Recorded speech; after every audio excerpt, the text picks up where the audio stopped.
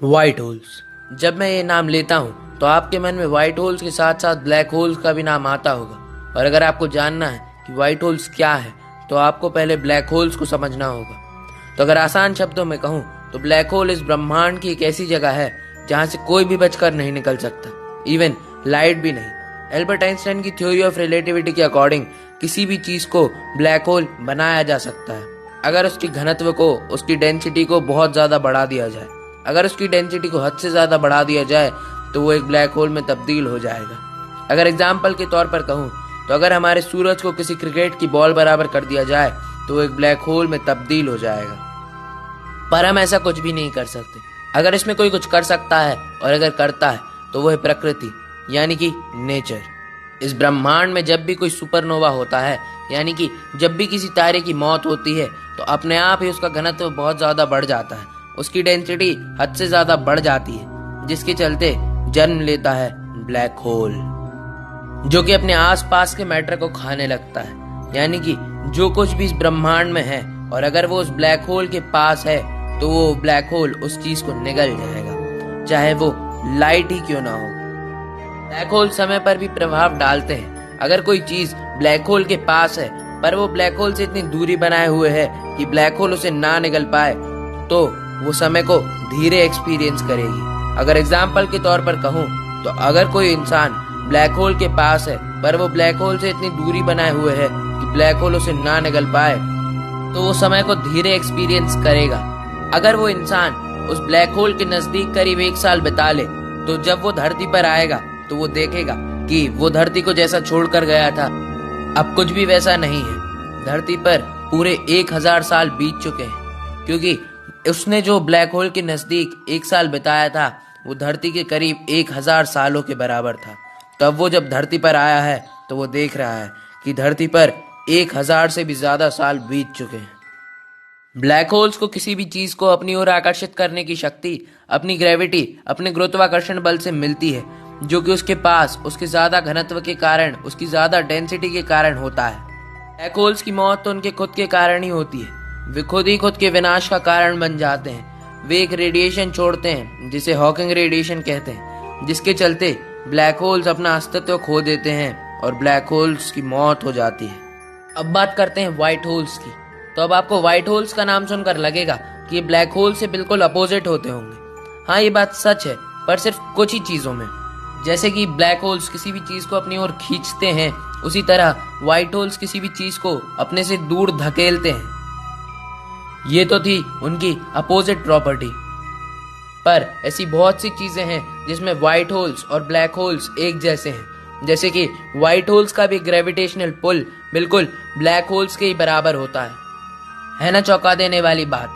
अब ऐसा क्यों होता है ये मैं वीडियो में आगे आपको बताऊंगा। जब भी किसी तारे की मौत होती है और वो एक ब्लैक होल में बदल रहा होता है तो इस चीज को हम सिंगुलैरिटी कहते हैं। और ब्लैक होल्स और व्हाइट होल्स दोनों के ही पास एक पॉइंट होता है जिसे कि हम इवेंट होराइजन कहते हैं। ब्लैक होल के इवेंट होराइजन के अंदर अगर वो चला जाए तो वो कभी भी ब्लैक होल के इवेंट होराइजन के बाहर नहीं आ सकता, और कुछ भी व्हाइट होल के अंदर तो जा सकता है पर वो कभी भी व्हाइट होल के इवेंट होराइजन के अंदर नहीं जा सकता। और ये बात तो आप शायद जानते ही होंगे, इस ब्रह्मांड में जो कुछ भी है वो सब कुछ एनर्जी है। अपने चारों तरफ देखिए, आपको जो कुछ भी दिखाई दे रहा है वो सब कुछ एनर्जी है। और ये बात भी आप जानते ही होंगे कि energy can neither be created and nor be destroyed. यानी कि ना ही तो हम एनर्जी को बना सकते हैं और ना ही हम एनर्जी को मार सकते हैं। वो सिर्फ अपना रूप बदलती है, वो सिर्फ एक फॉर्म से दूसरे फॉर्म में चली जाती है। तो स्टीफन हॉकिंग्स के अकॉर्डिंग जब भी किसी ब्लैक होल की मौत होती है तो जो कुछ भी उसने अपने जीवन काल में निगला हुआ होता है तो वो कुछ भी, वो सारी एनर्जी वहां पर नहीं होती है, वो सब कुछ कहीं और चला जाता है। तो स्टीफन हॉकिंग्स के अकॉर्डिंग वो सब कुछ किसी और ब्रह्मांड में, किसी और यूनिवर्स में चला जाता है, जो कि जाता तो इस ब्रह्मांड से ब्लैक होल से है पर उस ब्रह्मांड में किसी व्हाइट होल से निकल जाता है। तो अगर कभी आप किसी ब्लैक होल में गिर जाएं तो शायद आप किसी और ब्रह्मांड में चले जाएंगे, किसी और यूनिवर्स में चले जाएंगे तो आप इस ब्रह्मांड से किसी ब्लैक होल से, पर निकलेंगे एक व्हाइट होल से, किसी और यूनिवर्स में। एक ब्लैक होल से कभी कुछ भी बाहर नहीं आ सकता और एक व्हाइट होल से कुछ भी अंदर नहीं जा सकता।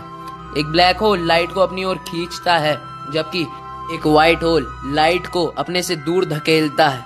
व्हाइट होल्स का अस्तित्व इस ब्रह्मांड में है या नहीं, ये तो कोई भी नहीं जानता, क्योंकि इसके अब तक कोई भी ठोस प्रमाण नहीं मिले हैं, सिवाय एक के। तारीख थी जून 14, 2006। GRB 060614, यानी कि गामा रे बर्स्ट 060614, जो कि नील गहरेल स्विफ्ट, जो कि एक ऑब्जर्वेटरी है, उसके द्वारा रिपोर्ट की गई थी। पर GRB का मतलब क्या होता है, तो मैं आपको बता दूं कि GRB या फिर गामा रे बर्स्ट का मतलब होता है बहुत बड़े एनर्जेटिक एक्सप्लोजन्स, जिसके चलते कई सौर मंडल खत्म हो जाएं, जिसके चलते कई गैलेक्सीज खत्म हो जाएं। ऐसे चमकदार एक्सप्लोजन्स सिर्फ दूसरी गैलेक्सीज में ही देखे गए हैं। हमारी मिल्की वे गैलेक्सी में अभी तक एक भी GRB नहीं हुआ है। अब अगर बात करें GRB 060614 की, यानी कि गामा रे बर्स्ट 060614 की, तो ये इसलिए खास है क्योंकि इसमें बहुत सी अजीबोगरीब प्रॉपर्टीज देखी गई थी, जो कि किसी नॉर्मल GRB, किसी नॉर्मल गामा रे बर्स्ट से बहुत ही ज्यादा अलग थी। पहले तो इस पर ज्यादा ध्यान नहीं दिया गया, पर दिसंबर 2006 में छपे हुए एक आर्टिकल ने सब कुछ बदल दिया, जब उसमें ऐसा प्रेडिक्ट किया गया था कि ये GRB कोई नॉर्मल GRB नहीं, बल्कि कोई व्हाइट होल भी हो सकता है, जो कि इंसानों ने पहली बार देखा था।